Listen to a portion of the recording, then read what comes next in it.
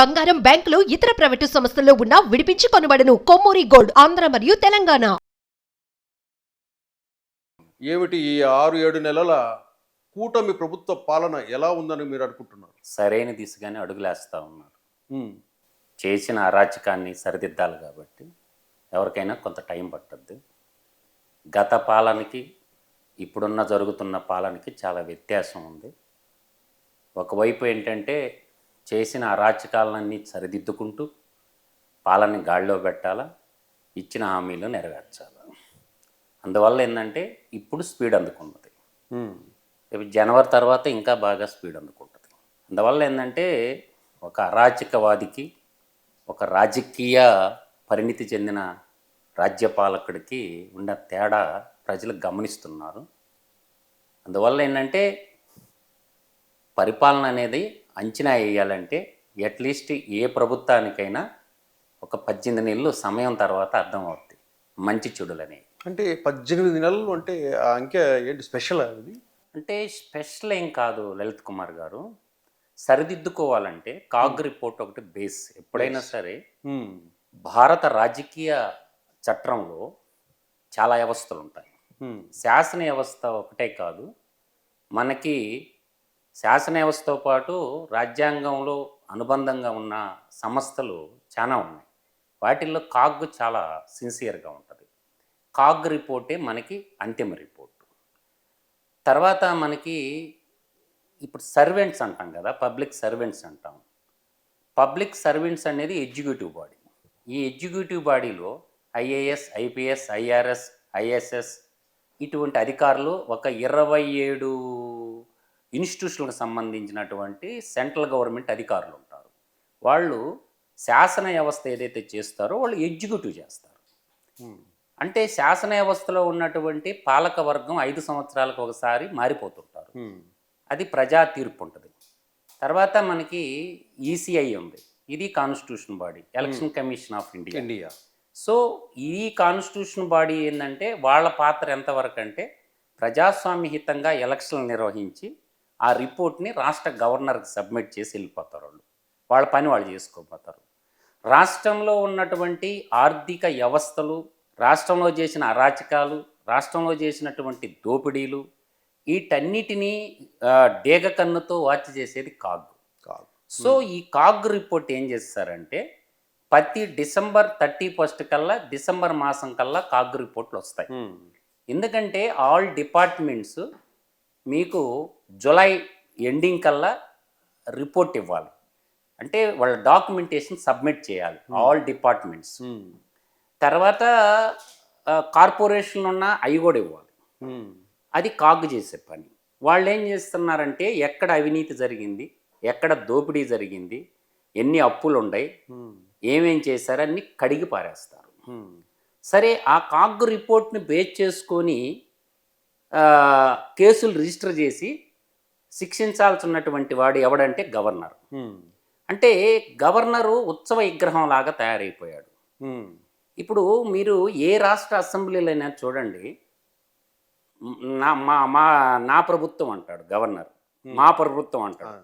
అన్నప్పుడు నువ్వు జీతం తీసుకున్నటువంటి జీతగాడిగా ఉంటావా, రాజ్యాంగ పరిరక్షకుడిగా ఉంటావా? అంటే గవర్నర్ ఎందుకు కేసులు రిజిస్టర్ చేయడు? అంటే కాగ్ ఇచ్చిన రిపోర్ట్ని బేస్ చేసుకుని కేసులు ఎవరు రిజిస్టర్ చేయాలా? ఏ రాష్ట్ర ప్రభుత్వమైనా, జాతీయ స్థాయిలో భారతీయ ప్రభుత్వమైనా సరే కాగ్ రిపోర్టు ఒకప్పుడు కాగ్ను చూస్తే భయపడేవాళ్ళు. కానీ ఈరోజు మనం ఎలక్షన్ కమిషన్ ఆఫ్ ఇండియాలో టిఎన్ శేషన్ అని ఉన్నాడు. అన్ని రాజకీయ పార్టీ నాయకులకి టిఎన్ శేషన్ చూస్తే ఇది పడేది. తర్వాత ఎంఎన్ రాయ్ నుండి ఇట్లా కాగ్, సుప్రీంకోర్టు, ఇప్పుడు సుప్రీంకోర్టు ఉంది. సుప్రీంకోర్టును చూస్తే ఎవరన్నా భయపడుతున్నారా? ఎవరు భయపడటం? అంటే భారతదేశంలో జ్యుడిషియరీ వ్యవస్థ, శాసన వ్యవస్థ, కార్యనిర్వాహక వ్యవస్థ, తర్వాత కాన్స్టిట్యూషన్ వ్యవస్థ, అంటే ఏదైతే Central Vigilance Commission, Human Right Commission చెప్పుకోవటానికి ఉత్సవ విగ్రహాలుగా ఉన్నాయి.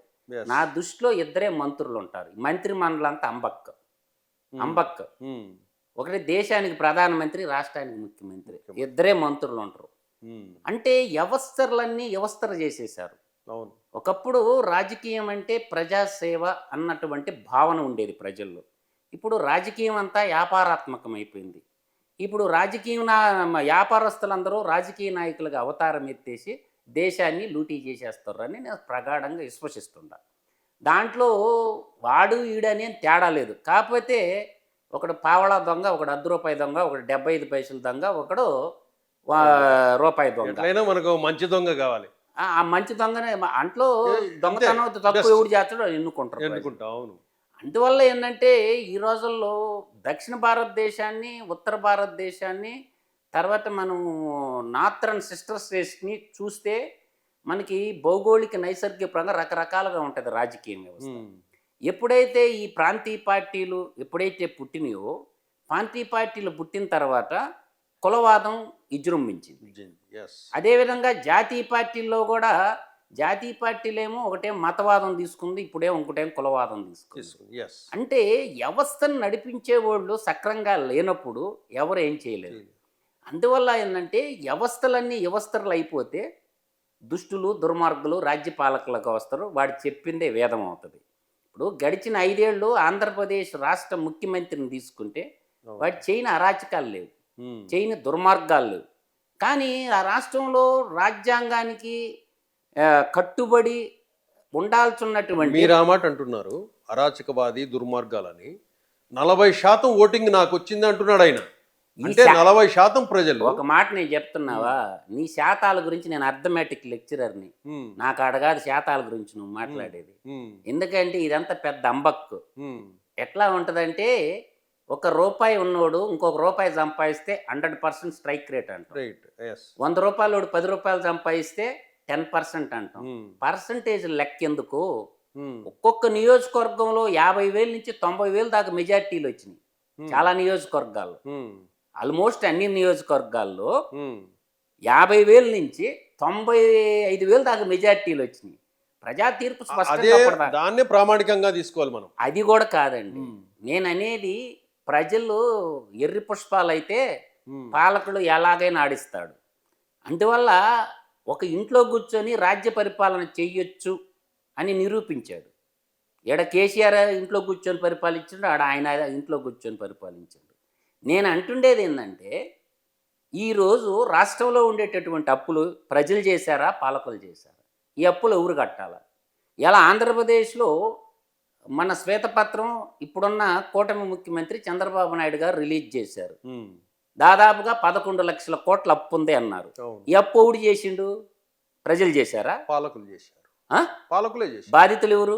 ప్రజలు. అప్పు చేసిందేమో పాలకులు, బాధితులేమో ప్రజలు.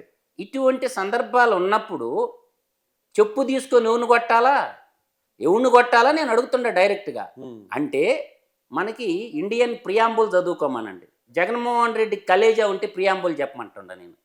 ఏదన్నా ఒక జర్నలిస్ట్ అడగమనండి ప్రియాంబుల్లో. ప్రియాంబుల్లో 6 పదాలు ఉంటాయి ప్రధానంగా. సావర్జన్ అంటే సార్వభౌమాధికారం, డెమోక్రసీ అంటారు ప్రజాస్వామ్యం, రిపబ్లిక్ గణతంత్రం, సోషలిజం స్వామ్యవాదం, సెక్యులరిజం మతరహిత రాజ్యం. ఇయే కదా. మొట్టమొదట ఇండియన్ కాన్స్టిట్యూషన్ ఉన్నప్పుడు 3 పదాలు ఉన్నాయి. సావర్జన్, డెమోక్రసీ అండ్ రిపబ్లిక్ ఉన్నది. మధ్యలో వచ్చినాయి ఏది? సెక్యులరిజం అనేది, సోషలిజం అనేది 77లో పుట్టినాయి. నేననేది ఈ 5 తాకట్టు పెట్టిండి అంటుండ. సావర్జన్ అంటే సార్వభౌమాధికారాన్ని తాకట్టు పెట్టి అప్పు తెచ్చినోడు ఎవరు? ఈ ముఖ్యమంత్రులు కదా.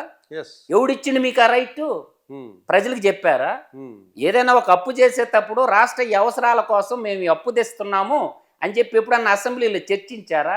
నాకు చూపించమనండి ఒక సందర్భాన్ని. ఏ పాలకుడైనా సార్వభౌమాధికారికాన్ని తాకట్టు పెట్టే రైట్ మీకు ఎవడిచ్చిండు? This is the valid point. Democracy, ప్రజాస్వామ్యం ఉందా? నేను అడుగుతుండా. ప్రజాస్వామ్యం అంటే ఏంది? ప్రజల చేత ప్రజల కొరకు ఎన్నుకోబట్టమే ప్రజాస్వామ్యం గొప్పతనం. ద బ్యూటీ ఆఫ్ డెమోక్రసీ అంటారు. మీరు 175 మంది ఎమ్మెల్యేలు గుచ్చుకొని మీరు మాట్లాడుకుంటే సరిపోద్దా? ప్రజలను అడగరా? ప్రజల్లో లాయర్లు ఉంటారు, డాక్టర్లు ఉంటారు, ఆడిటర్లు ఉంటారు, ప్రజలు ఉంటారు. ఏదన్నా ఒక చట్టం చేసేటప్పుడు ప్రజలను అడగరా? ఒక తీర్మానం చేసేటప్పుడు ప్రజలను అడగరా? అంటే మీ ఇష్టం వచ్చినట్టు చట్టాలు అంటే చేసేస్తారు.